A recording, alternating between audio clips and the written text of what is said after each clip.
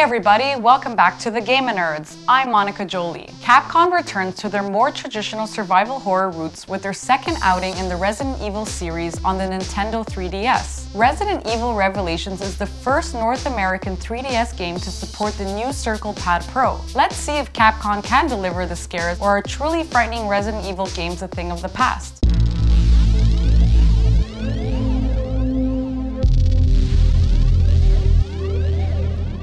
Hey, welcome back to GamerNerdz, everybody. So today I'm going to review the second installment of Capcom's long-running Resident Evil series on the Nintendo 3DS. I'm talking about Resident Evil Revelations. It's actually a pleasant surprise. This is the first Resident Evil title in a while that kind of harkens back to the old school Resident Evil style. I'm talking about slow pace, brooding, dark atmosphere, and generally scary. Whereas the previous Resident Evil titles since Resident Evil 4 have kind of been action-paced, really dude bro focused, and if you guys have watched the Resident Evil 6 trailer, it's going in that direction. The game's story takes place around the Terra Grigia Panic. A terrorist organization called Veltro unleashes bioweapons on the unsuspecting public. The ensuing panic results in the entire island being melted to death, literally. Chris and his new partner Jessica are exploring the Veltro terrorist organization in the Arctic, and they're kidnapped. And basically Jill is sent after to find Chris. Essentially the whole story takes place on a cruise ship called the Queen SS Zenobia. Surprisingly, the environment really harkens back to the old school Resident Evil. If you played the earlier Resident Evil titles, you're more than familiar with the mansion setting, the rooms, the long corridors, and this is probably the biggest cruise ship I've ever seen. It really brings back memory of the older series. The cool thing about this title is because it allows you to play in different characters' shoes, you kind of get different Resident Evil experiences. So Jill's in particular, which primarily takes place in the Queen SS Zenobia, is very slow-paced. You are in corridors, but not really zombies. We call them ooze monsters. And portions where you're playing as Chris are much more action-based, a la Resident Evil 4, 5, and upcoming 6. If you played third-person action games on the Nintendo 3DS, you know that there are going to be multiple control schemes. In particular, if you play Resident Evil Mercenaries already, then you're more than familiar with control schemes offered on the 3DS. The typical setup is with the left analog stick, and you use a combination of the shoulder buttons and the face buttons to get the most out of the experience. Now with Resident Evil Revelations, you have your full menu screen on the bottom portion of the 3DS. It is really useful to quickly change between your weapon, your secondary item, or your scanning device called the Genesis. Now I'm also going to take this time to review a certain accessory that was released on the same day in North America as Resident Evil Revelations. They released this little device called the Circle Pad Pro, which is exclusive to GameStop and EB Games in North America. Now, the key feature here is that it adds a second analog stick. This makes a huge difference. On top of that, you have 3 additional shoulder buttons, and it actually makes the system a lot easier to hold. Now, functionally, this thing is fantastic. I really don't know what Nintendo is thinking because it's not flush with the system. The second analog stick is not in line with the first analog stick. And then there's the issue of the battery.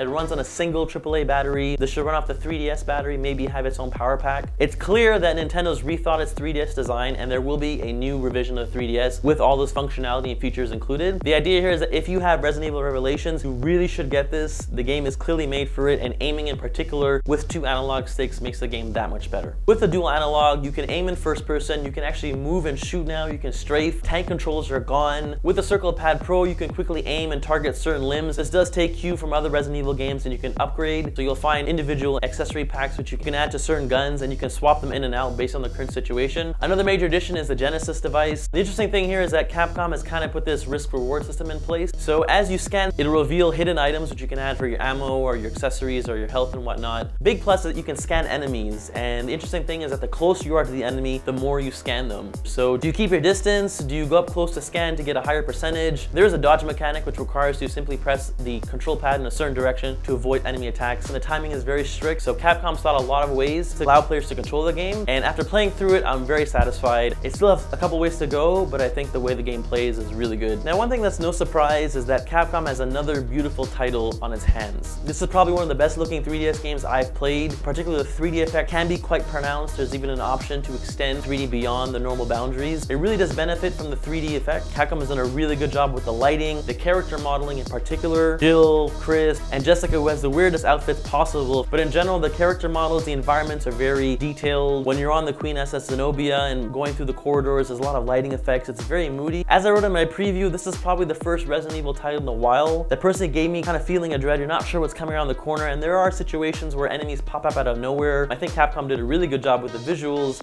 on such a small device. Now, Resident Evil is known for pretty poor voice acting, and for the most part, this is pretty hokey stuff. It's not gonna win any awards, but playing this game with headphones on, you just kind of get drawn in. But I think as a whole, AV, it's very impressive for a 3DS title. Capcom has shown that it can do really great things with such a small console. The one problem I have is when you jump from in-game footage to cutscenes. For some reason, Capcom has turned the brightness way up. Maybe it's so you can see it better, but I think the engine is more than capable to render cutscenes with in-game footage, and it's just a really weird design choice. But overall, as a complete package, it's a beautiful looking game. It's a pretty good sounding game, and surprisingly, it controls really well thanks to the Circle Pad Pro. So I think Capcom, your second time out Resident Evil on 3DS is very impressive. The Circle Pad Pro as a functional device is fantastic. Visual, it's the worst thing ever, but who cares? Resident Evil Revelations, or Revelations if you bought the proper cover, is a very impressive title, and if you like the series and you have a 3DS, you really should play it.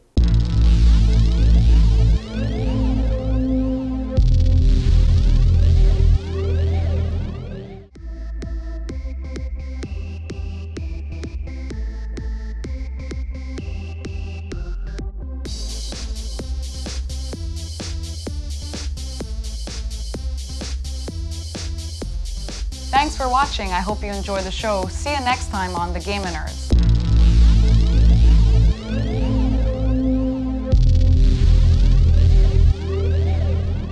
Practice. Okay. Really? Why do I always? You know you're filming after midnight when? Okay. We're done? I came back for this. I'm doing it perfect.